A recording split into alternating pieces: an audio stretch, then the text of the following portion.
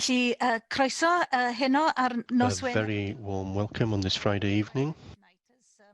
As we as a Senedd begin this event, a panel discussion where we are going to be discussing issues that are, of course, of interest and prominence, particularly during Black History Month, but of course throughout the year as well. And Black History Month provides us with an opportunity to explore, discover and celebrate the achievements and contributions made by individuals with African and African-Carribean heritage. And we want to, as a Senedd, promote discussion around those issues, not only in the historical context, but also in how it shapes and frames the Wales that we are today. I'm joined by four great panellists. I'm very happy that you've found time in your busy lives, varied lives, to come and join us and discuss matters tonight. I just need to say at this point that there is translation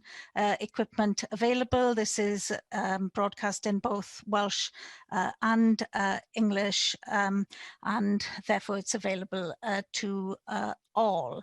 I'll just say very quickly that we have four panellists. Ashton Hewitt is a Dragons rugby player. I've just started to follow you on Twitter, Ashton, and you're worth a follow. Most definitely you say interesting and important things on Twitter, and keep doing it. Daniel Death, of course, is the Lord Mayor of Cardiff, Councillor, and a figure who was key to the removal of the statue of Thomas Picton from the City Hall most recently, and congratulations on doing that important piece of work. Eric Ngalle Charles, a writer, a poet here in Wales, and you're doing all kinds of riveting stuff, both in Wales and outside of Wales. Eric, and then Rosie Harris, founder and editor of The Style of the City magazine. You may say a few things about that. It sounds really interesting. Thank you all for joining us. I'm going to actually start by, even though I've introduced you, I just want you to say a little bit about yourself, what you do in a bit more detail than I've just done there, and why you think Black History Month is important to you as an individual as well. I'm going to start with you, Ashton. Your name starts with an A. That's as good a reason as any. You probably get picked on quite a bit to start because of the alphabetical order of your name. But just say a little bit about yourself, Ashton, to us. Yeah, so I'm a professional rugby player for the Dragons, based in Newport. So I play for my home city, which is great. Born and raised in Newport, in the inner city for most of my life, and then moved sort of out of the inner city to a place called Ngalle. And then when I was around 15, which was more of a middle class area, so I've had the privilege of experiencing sort of two sides of life, which has been amazing and hugely beneficial for me. I do, alongside rugby, I've done some stuff in uni. I did my degree in criminology, and I'm just doing a master's in HR and business management at the moment. And that's about it, really. I also do some work with a group called Positive Futures, which work with sort of less privileged children and families, and using sport combined with education, really, to sort of help kids learn, you know, crucial skills and whatnot. So yeah, that's pretty much my life. Well, I think it sounds pretty busy to me, so I'm really pleased you managed to find time to join us tonight. Daniel, say a little bit about yourself. Hello everyone, it's lovely to be here. My name's Dan, I'm a City Councillor here in Cardiff. I was first elected in 2012. That's quite a significant year for the city. There's a big change politically. Lots of new people came into Cardiff politics, one of them being me. And I've held various roles over my time as a councillor. I've been a scrutiny chair, which is like being a government minister. And about 18 months ago, my peers selected me to be the mayor of Cardiff. It's obviously a huge, huge honour. It's a very historic role that goes all the way back to 1126, which is really phenomenal to think about, you know.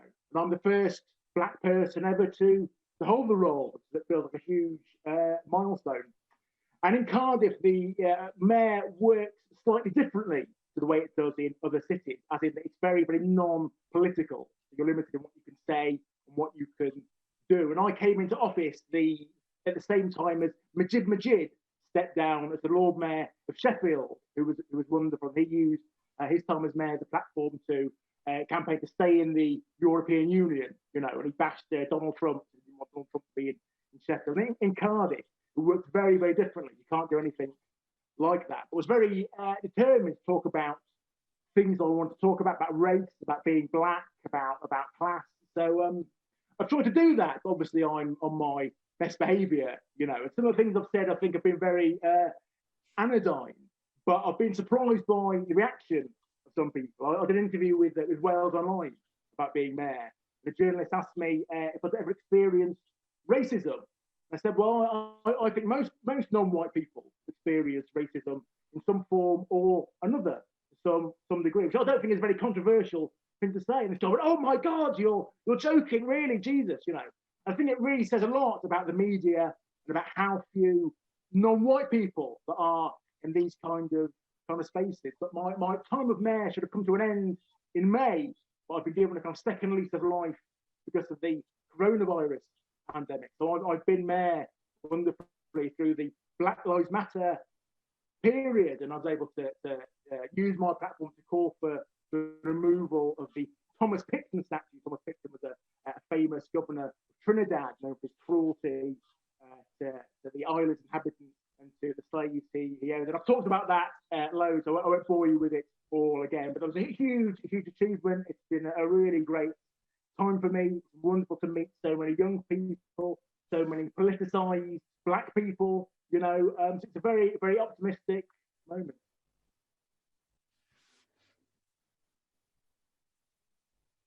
Can you hear?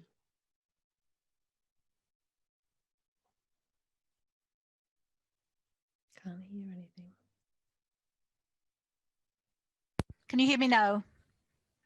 Yeah, I played around with my own sound stuff and obviously turned myself off without knowing. I'm sorry about that. Anyway, I was just telling you, Daniel, that it's not boring at all to talk about the removal of the statue. It was a really important piece of work that you did, and keep talking about it.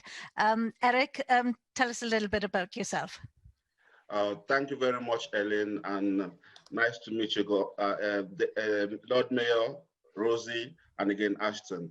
My name is Eric Ngalle Charles. Eric is a name my mother calls me when I've done something wrong. So when I came to Cardiff or in Wales in the July of 1999, I had been stripped of my identity. All I had were my memories.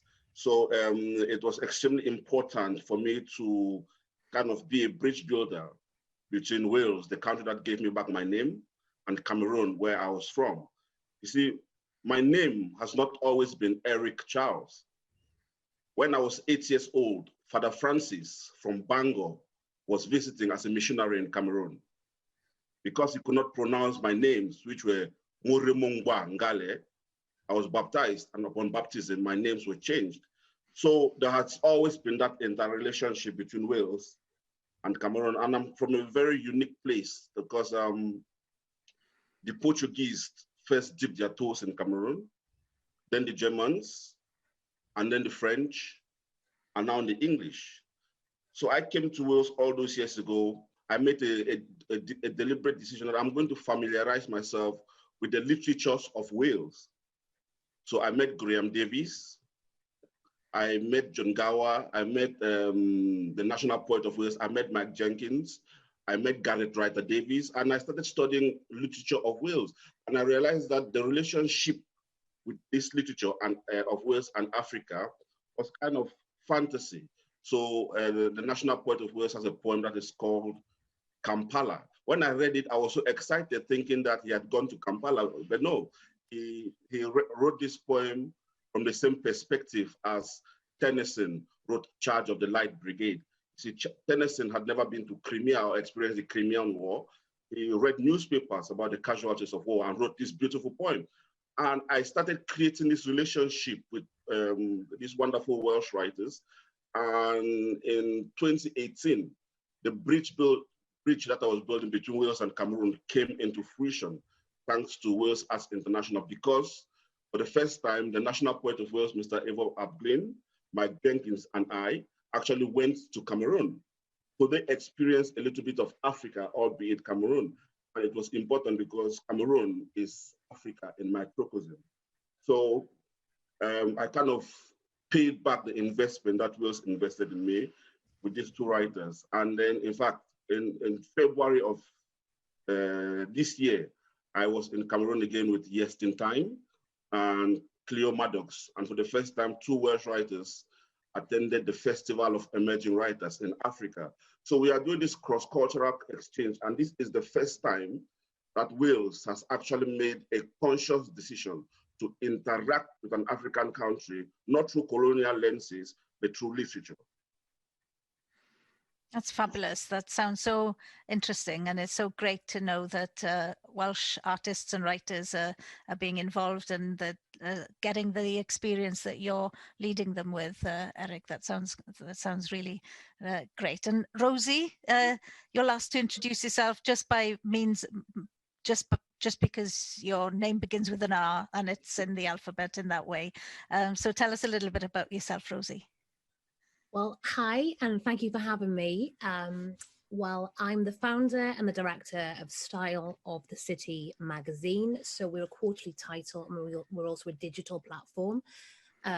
We tap into a specific audience, but I think having this platform has allowed me to explore different stories, interact more with the people, and we just pride ourselves on quality and content. It's something I'm extremely passionate about. It's my baby.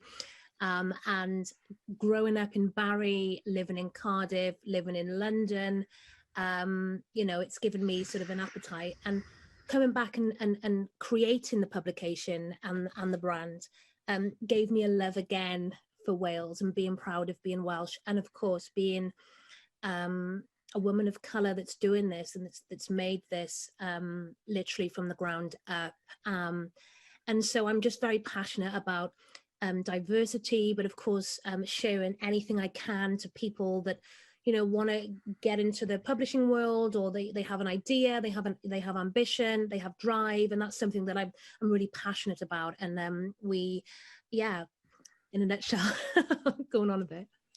Yeah, no, that all sounds really great. And you know, we've got all of life in front of us. On my screen in front of me now, we've got sports, the arts, publishing, politics. All of life is here mixed in the four of you. So that's really really good. You're all role models in your fields, whether you accept it or know it yourselves, but you are, because people are starting and are looking to you for ideas and inspiration.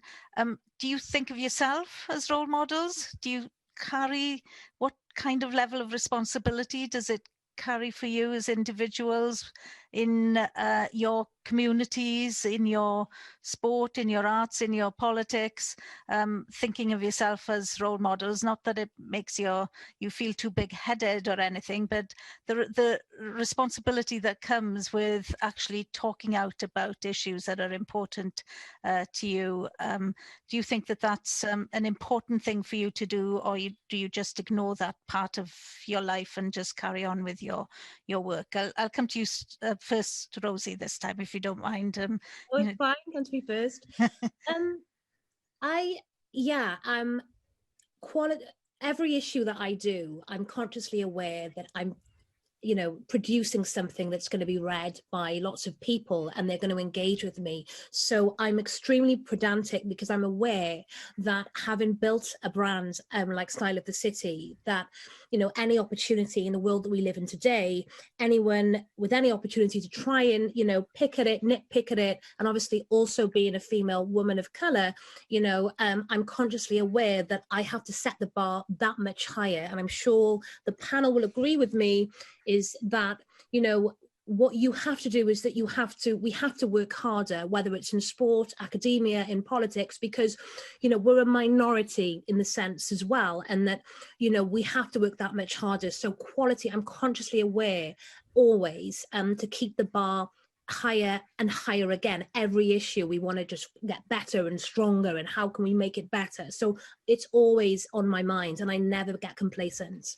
So do you think you're judged differently because you're a woman of color, because you're a woman and then a woman of color as well? Okay, so I don't think it's the fact of being judged differently. You know, when you pick up the publication, you don't necessarily, you know, go, oh, a black lady, you know, it produces this. I don't think it's that. I'm just consciously aware. Maybe it's a subconscious thing that, you know, you have to work harder. And I think it's about, you know, bringing the quality, and the quality will speak for itself, and then everything else is secondary. I think I hope that explains it. It's not a militant thing. It's not like, you know, oh, I'm being judged constantly, because then you get all paranoid. And it's not about that. It's just about, you know, I'm in a position where I've worked hard and I want to keep the level high always. And so that's what's in my mind as well. And then obviously being a woman of color, you know, it's just showing people, yes, I'm a woman of color, but look, this is the quality that we produce, and that's secondary, if that makes sense. I hope it's clear. Yeah, no, of course. And, Daniel, you're the Lord Mayor of Cardiff. You must think of yourself as a role model. That's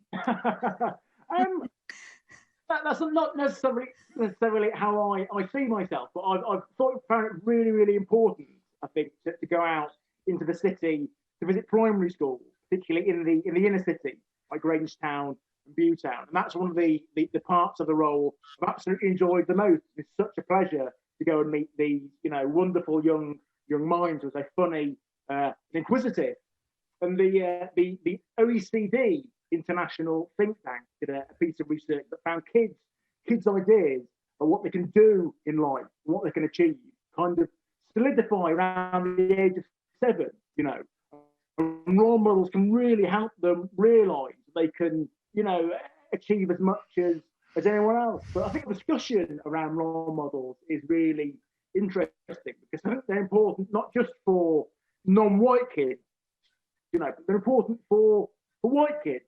If you listen to a lot of the discourse around race in Britain, you'll be forgiven for getting the impression that from the Philippines were put on, you know, God's green earth for the sole purpose of doing jobs white British people didn't want to do, you know, like wiping backside in the NHS or that kind of thing, or grouting or entertainment. And I think it's good for white people to see black people in these non-traditional roles. I think it's a good step toward racial equality. I think it's a much healthier society.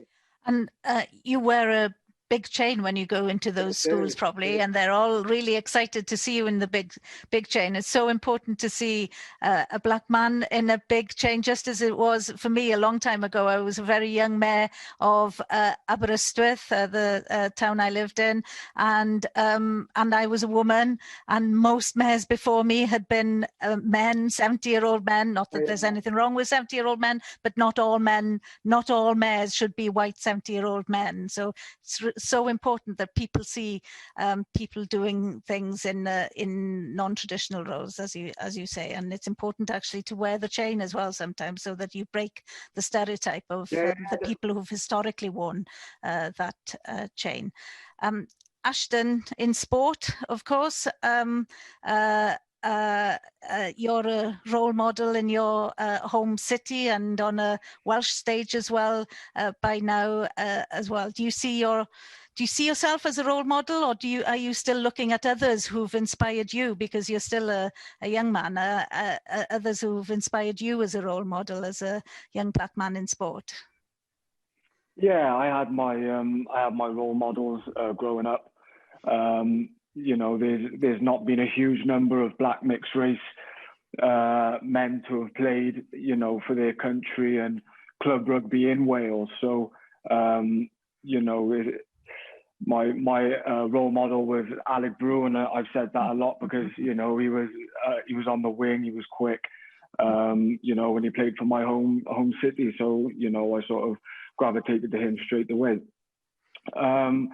I guess it's more of recent that I have actually started to feel like a bit of a role model. I didn't want to say it before, but you know, we do a lot of, you know, player appearances at schools and stuff when it's just rugby related, you know, when they're all excited to meet a rugby player, and a lot of the time they won't even know who you are, so you don't feel like too much of a role model. They just, you know, they think they're meeting someone famous. But, you know, of recent, when we, you know, talking about Black Lives Matter and Black History Month, especially, I've been doing a lot of work with schools and primary schools, secondary schools, and it's the most engaged I've seen kids on a specific topic, and I think I have been a pretty loud voice for my community at the moment, and it has sort of shown by the way that these kids have engaged with what I'm saying and questions that I've received from them, and also other people. So in terms of being a role model, I just hope that I rub off a little bit on those kids.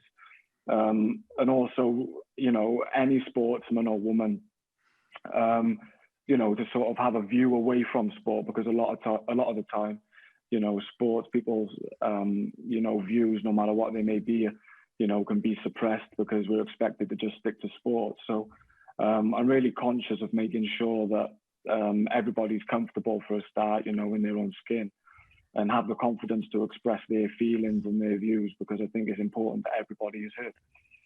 Well, and we've seen how the power of sportsmen in advocating issues has been particularly prominent again this week with Rashford's intervention on school meals. So that's it's important to use your roles and to use them to positive effect. Eric, you mentioned quite a few names that have been an inspiration to you since you came to Wales, writers, many of them. But do you see yourself within the context of writing in Wales as a role model in yourself as well as seeing others inspiring you? You know, 2 days ago, I was extremely shocked and surprised and happy that a friend sends me a picture taken at the Millennium Center, and they've placed my portrait next to Shelley Bassey and Betty Campbell. I'm thinking, oh my God, you know, these are not the things that I was consciously thinking about, becoming a role model, but seeing that is telling me that the work that one is doing is actually having an impact, and for that I'm very happy. See, all I want to do is become a better writer, and so I have surrounded myself with the best of writers that Wales has to offer, and these people give me the best criticism. And they tell me, listen, Eric, this is what you need to do. And I'm transferring these skills. So I run a workshop at the Dylan Thomas Center, which on migration, memory, and trauma. And as a recognition for this, in 2017, the Arts Council of Wales gave me one of the highest awards to be given to an individual writer, which is the Creative Wales Award. But these are not the things that motivate me. I want to see change on the ground. I want to see that we are not pretending that we don't know our Black neighbors on the other side of the fence. I want to cross-collaborate, and I want to not talk about Africa from a fantasy point of view where somebody, oh, in Cameroon, do you still have elephants? As a Cameroonian, I've never seen an elephant. The closest I've come to wildlife is the black mamba that walks on the hibiscus flowers in front of my mother's house. So I want to shift the narrative from there. And this is what I've always been doing. But something strange happened in 2019. See, until 2019, I had been publishing books with small Welsh publishers. But in 2019, Parthian brought out the first part of my autobiography. And the next day, it was reviewed by a white guy from Brown or something. And this guy never reviewed the book. He just said the fact that I'd been published by Parthian was tokenistic, because they wanted to fit a Black man in the publishing landscape of Wales. But it backfired severely because he had not done his research. So you have Leonardo Brito, you have Isabel Adonis, you have David Magama, you have all of these great writers that I'm standing on their shoulders. So before you says about tokenistic, you have to do your research. And so being a role model is what people say. All I want to do is become one of the best writers of my generation. Well, I think you've got the best claim to fame of all of us, having your portrait hanging next to Shirley Bassey. I think that's, I don't think any of us can match that one, Eric. You're all in different fields, rugby, politics, the arts and publishing. All of those fields, I guess, have an underrepresentation of people of colour. How do you think that you and all of us can address that underrepresentation? I'll come to you first, Daniel, on the underrepresentation of Black people in politics. It's everywhere. It's in council, Senedd, Westminster level. It's everywhere. Yeah, that's a really good question. I think there are a lot of reasons for it here in Wales. I think, to be charitable, some areas of Wales just aren't very diverse, so therefore it's not surprising there aren't lots of Black councillors and politicians. But saying that, some parts of Wales are super diverse, like Cardiff, where 20% of the population are BME. It's a third of primary school children who are Black or minority ethnic. I think part of the issue is that I think with various roles, various jobs, once people get them, they tend to be in them for a long time. That slows down, the churn of new people coming through. Often takes big political events like the 1997 Blair government, people sweeping into power, lots of new people coming in to get that kind of step change. But I mean, I think really political parties need to do more, possibly the assembly. Yeah, I agree. The responsibility lies on the political parties, especially to do that. And I think all political parties need to look at that. Some are better than others at it. Ashton, in rugby, you mentioned it, that you didn't have many people to look up to, men to look up to. Aled Brew was the one you looked to. How do you see your role now in promoting rugby as a sport with young Black children in Newport and in Wales? Do you want that to be part of what you do in promoting rugby as a place for more representation of by Black young people? Yeah, definitely. And obviously the lack of role models has caused a bit of a lag in the number of young kids, from Black and ethnic minority backgrounds to sort of engage with the sport. A lot of kids that I've worked with, from a young age, they're very much football, and rugby's sort of, this secondary sport. So, and I think that's because rugby is quite a bit behind football in every aspect. And obviously, historically, there are reasons why there are a lack of role models. So I think it's just about being as active within the community as possible. And to be fair, the Dragons are great at doing that. Even more recently, they've definitely made it a key focus in terms of getting out and engaging with the community, with Newport being a very diverse area, is to encourage these kids, and demonstrate to these kids that there is an opportunity, and if you wish so, then you could make it as a rugby player, So we're sort of trying to mix it up and sort of pry kids away from football and get them engaged with a bit of rugby, which historically, for, like I said, young Black kids, hasn't been the case. So yeah, it's just a conscious effort on working in the community, being visible, and then getting as many role models as we can, and then hopefully, we can, get into coaching roles and, board seats and things like that, because, you want to be able to see people you relate to in these positions, and in order to think you can achieve them. Yeah, it's not just on rugby, isn't just being about on the field, is it? It's about the management and the coaching of the game as well, and being seen as part of all aspects of the game. Rosie and Eric, you're in similar areas of work to a certain extent in publishing and in writing and publishing, but again, underrepresented areas probably for both of you. Rosie, how do you see promoting more women of colour in particular, but people of colour, ethnic minorities into publishing, the kind of style world?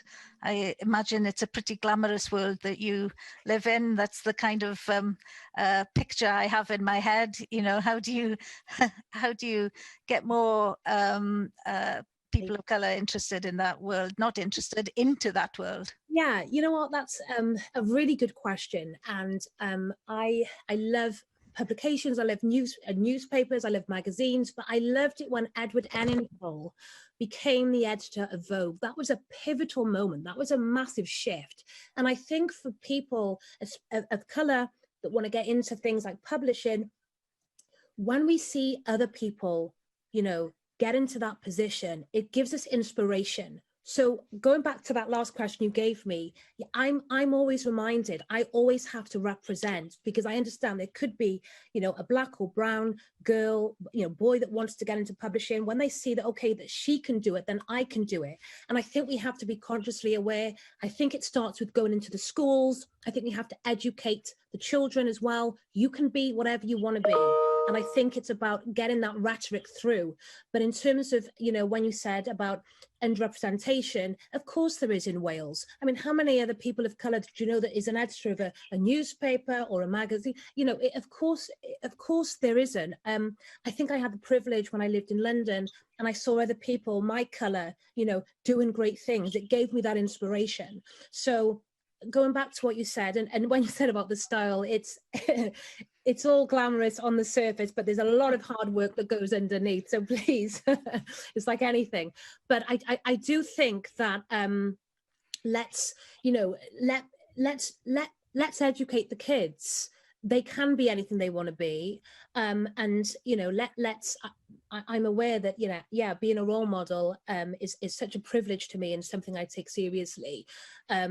And yeah, I hope that's that sounds. Yeah, no, that's great, and that's great. Thank you. And Eric, in a similar kind of field, really, about just inspiring more people to get involved in writing, and in whether that's creative writing or in factual writing.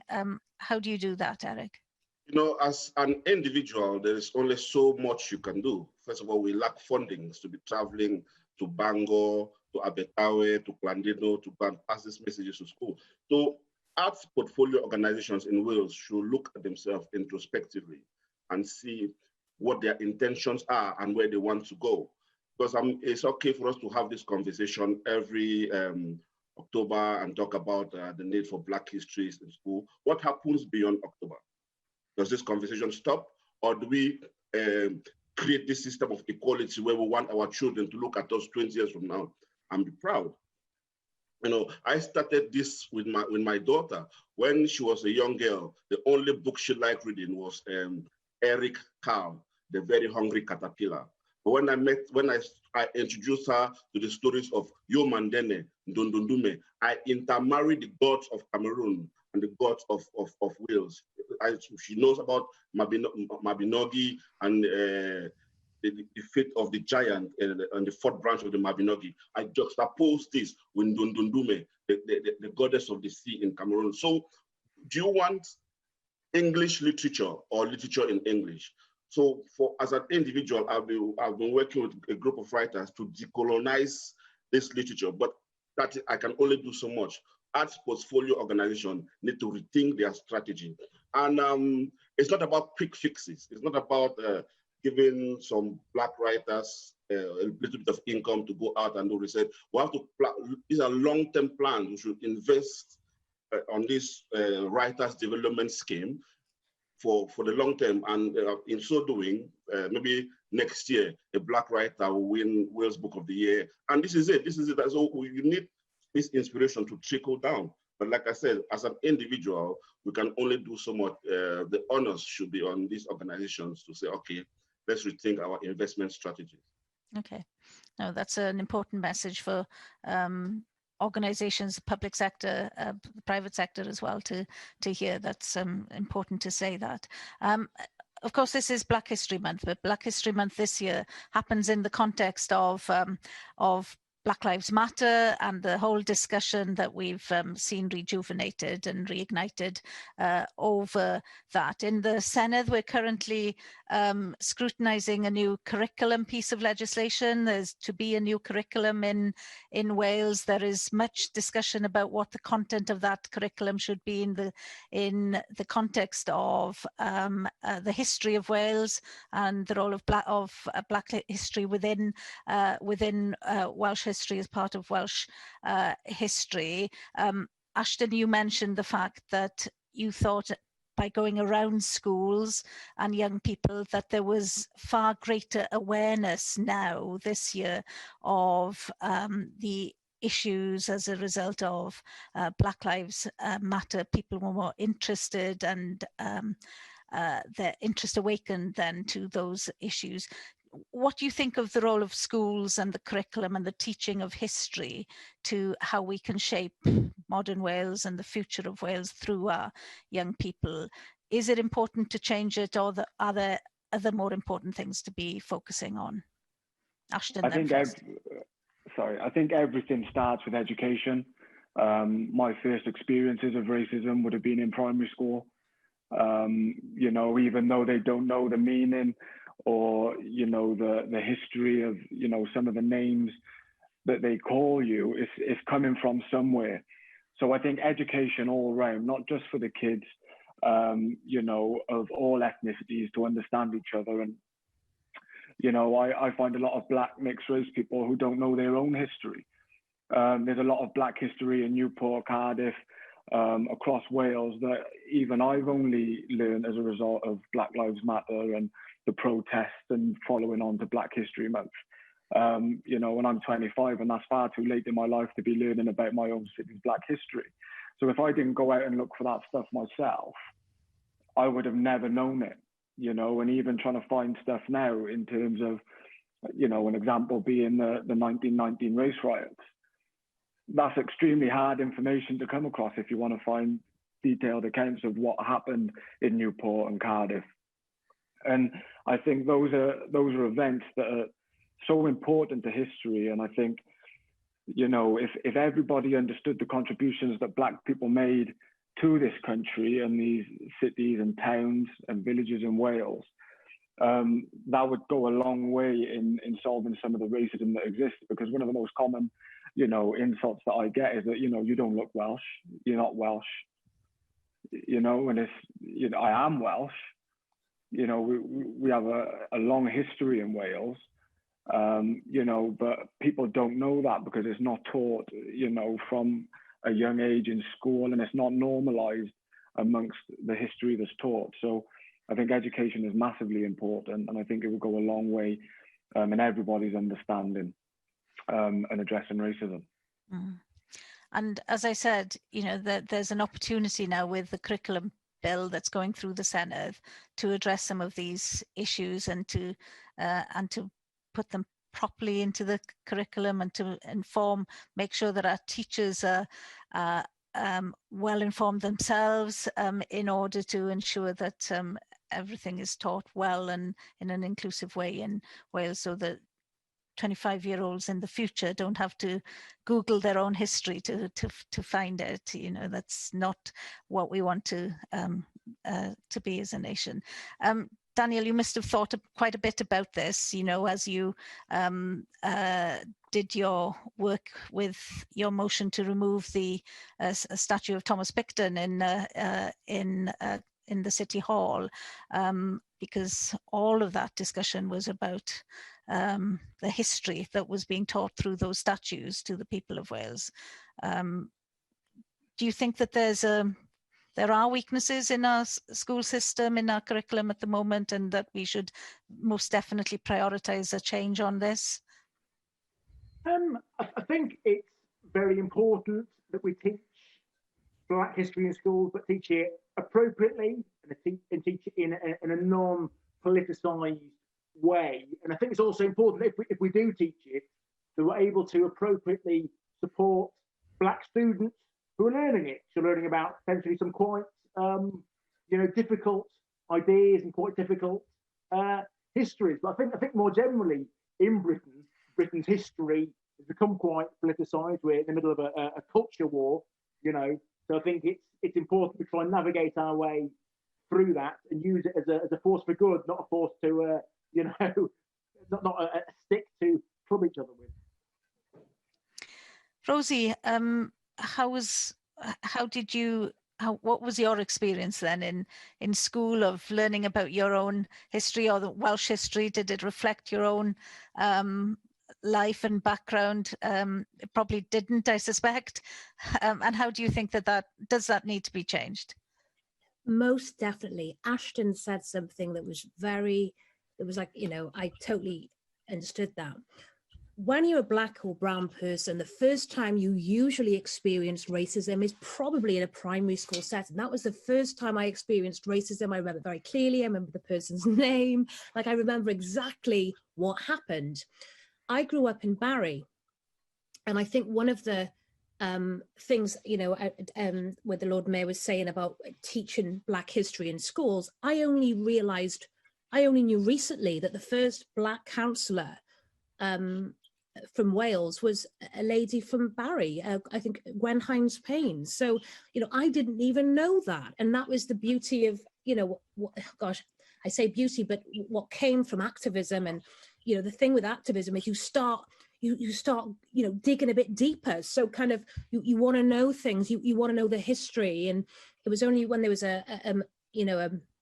it was an activism event in Barry itself. It makes you sort of want to learn more, want to understand. And I think, by doing Black history in schools, doing it right, getting all the facts. And then it's like, if I'd have known when I was a kid that there was the first, Black councillor of Wales is from my hometown, that would have instigated some pride within myself. I didn't know this, it wasn't taught. And I think it's imperative, in order for us to make these changes, that it does start in the education system. Going back to what you said, my first experience of racism was in the schools. And I think it's important, because if that person that was being racist, perhaps he was taught about the history, perhaps he wouldn't have been so divisive. Do you see what I'm saying?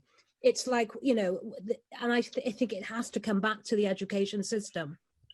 Yeah, and as you highlighted there, and it's obvious, isn't it, that Black history is all our history, of course, and it's as important, more important for the young white children to learn about Black history as it is for Black children to know the history as well, because it's all our history, and that's how we can create our inclusive school settings that then become our inclusive societies, that we all own that history, and it gives us all pride in having that as part of our history. We all need to improve our knowledge on what all of Wales is like in all its variety.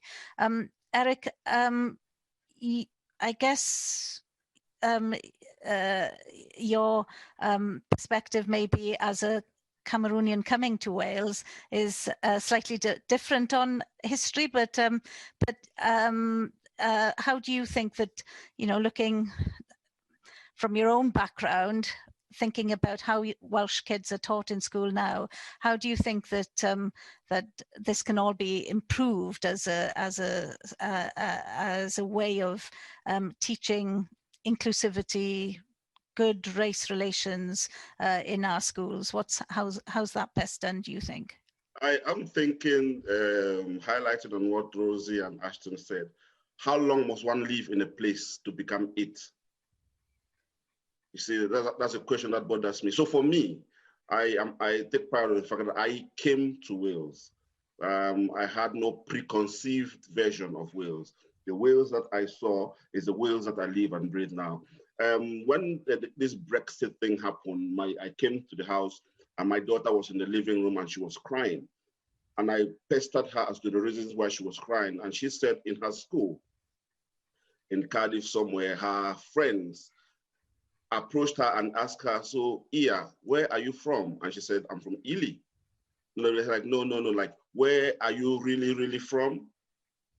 And it brought some kind of a flashback to me because when I went for a job interview in Cardiff in 2001, someone was like, oh, what is your name? And I said, my name is Eric Ngalle.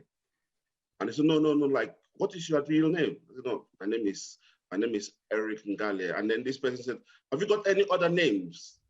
I said, yeah, Charles. And she goes, oh, like Prince Charles. I'm like, who?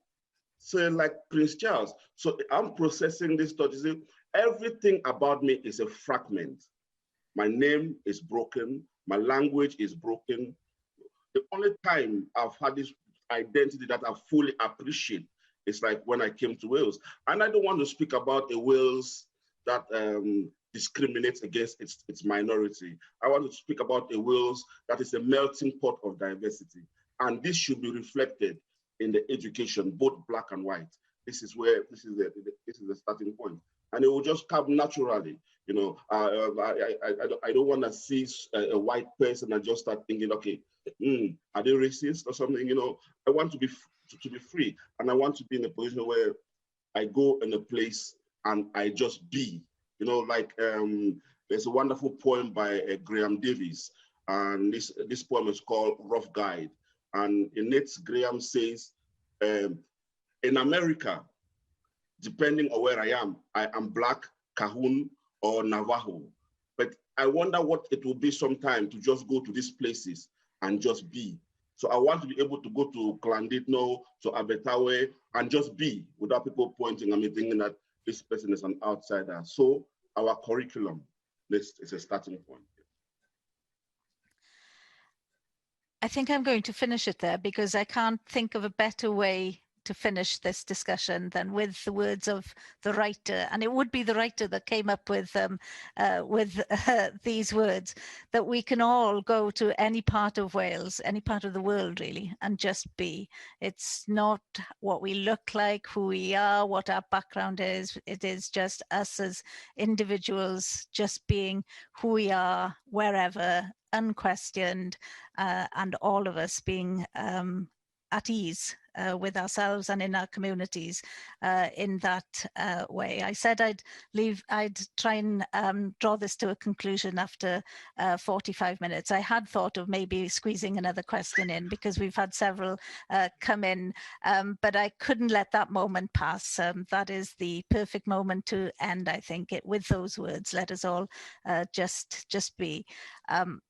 Eric, Rosie, Daniel and Ashton, I've really enjoyed our 3/4 of an hour together, and that we've been able to discuss some interesting, thought-provoking stuff, and I hope that it's created a bit of thinking and discussion with those who either have been following us live here tonight or will see this broadcast on the Senedd channels after today. So I want to thank you all. You're really inspiring people in your different areas of work, and I wish you well with everything that you're doing. Keep doing it, keep shouting about it, keep tweeting it, Ashton, and just keep going. And it's been a really inspiring 3/4 of an hour in your company. Thank you very much. Diolch yn fawr I chi gyd a pob hwyl gyda eich gwaith chi a gyda'ch trafodaethau chi ar y materion yma i'r dyfodol. Thanks so much. Diolch yn fawr. Thank you very much. Cheers. Hwyl fawr. Hwyl fawr. Diolch. Thank you. Ta-ra, ta-ra. Bye everybody. It's been great.